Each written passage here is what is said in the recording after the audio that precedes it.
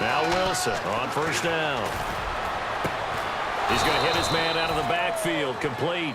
A very solid gain of 27.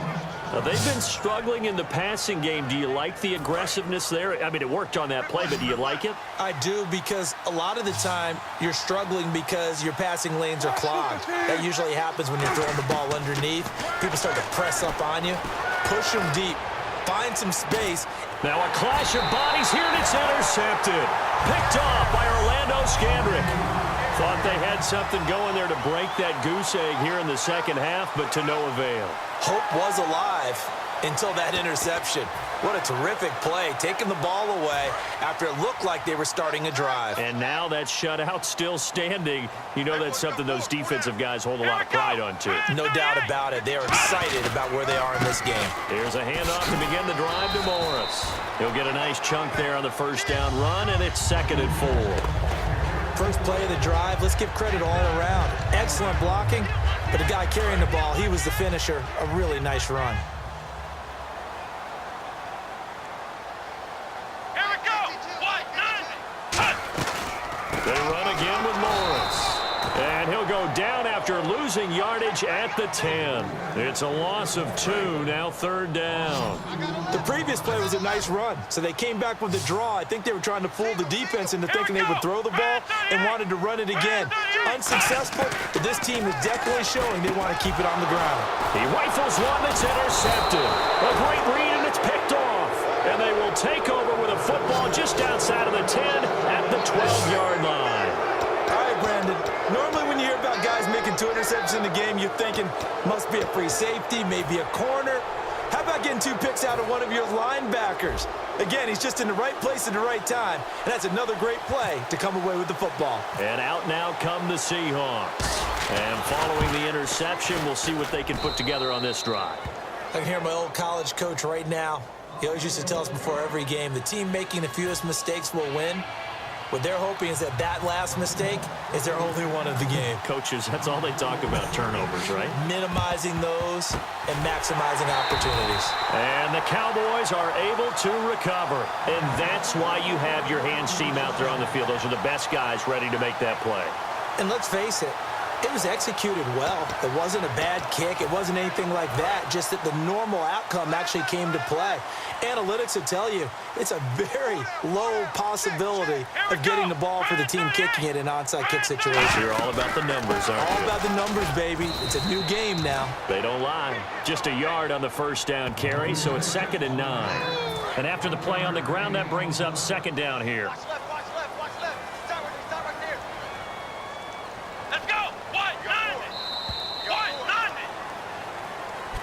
Back now in Arlington. All even as we get ready to start the 4th.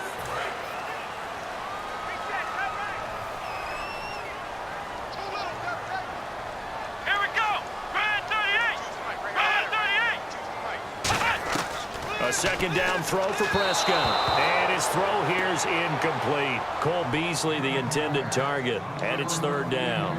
They'll need to get it to the 30 for a first. This is 3rd down. A pretty good coverage there, and both of these defenses, they've had good coverage throughout this one. No doubt about it, and in today's NFL, where we're used to a bit more scoring, this feels almost like a well-pitched game in baseball on both sides, where the tension continues to build.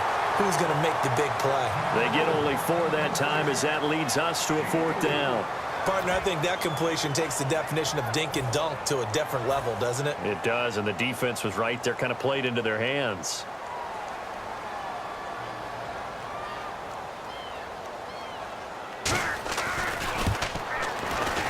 And Bailey able to knock it through.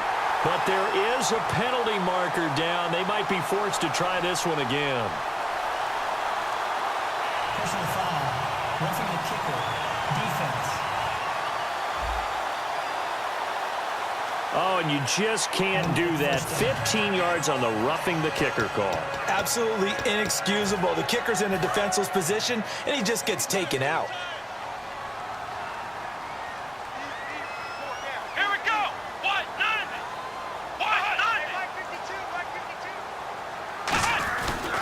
Here's Morris. Morris. Uses the stiff arm.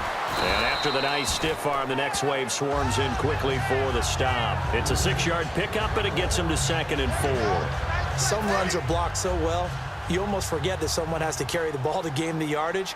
The leverage by the offensive line to create space up front, really well done. They stay on the ground. Again, it's Morris. No gain on the play that time, and they'll look to convert on one of...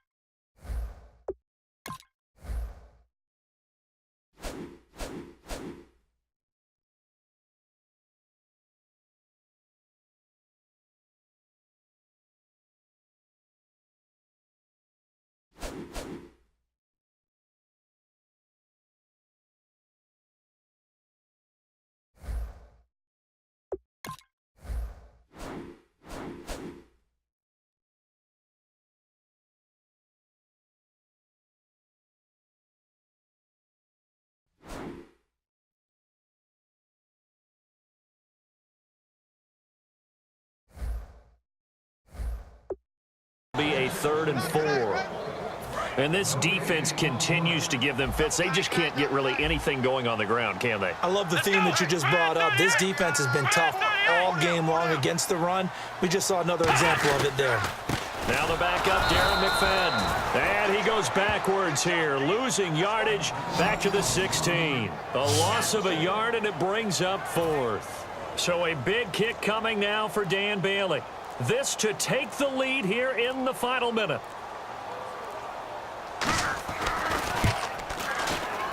And Bailey able to knock it through. And the sideline celebrates as they have taken the lead in the final minute. All right, so time to reset here. It's a huge kick there, gives them the lead, but they've got to be careful that their celebrations aren't a little too premature. You're exactly right about that, because there still is time for the other guys to run a few plays and get into field goal position. So this defense is going to need to come up with one final stop if they're going to get out of here with a victory. The Seahawks offense now, they get set to go back to work. So you're right there, but obviously the clock is not your friend. How do you handle this situation? You're thinking 2 plays. One, to get yourself in position for the second one, whether you're able to get into field goal range or you have to try another deep pass, another Hail Mary, but you're trying to get the first one to a receiver, get out of bounds, and give yourself a chance to set things up for an easier shot at it. We'll see if they can do it. Might be easier said than done. And that's going to be incomplete. 12 seconds left. Now whistles come in. We're going to get a timeout here by the offense. That'll leave them with just 1 remaining in this 4th quarter of play.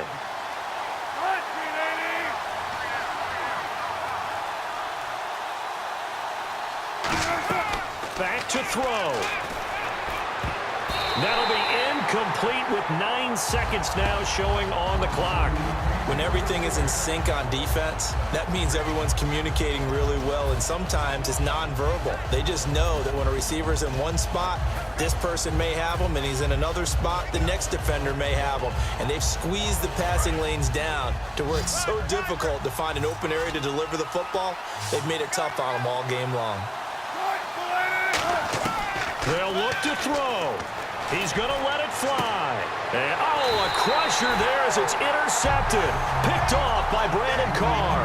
And the possession is theirs at their own 43-yard line. And that one, oh, it's going to hurt big time. You're in the 2-minute drill trying to get your guys down the field, and it's looking like they're going to go up just short, as this is definitely not his best throw. And it'll wind up being intercepted.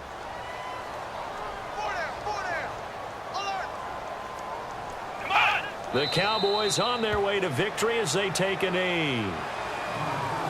Well, Charles, the old saying, the old cliche, if you will, points at a premium. That certainly applied here, didn't it? And that almost like opened up a time capsule, didn't it? Old school football.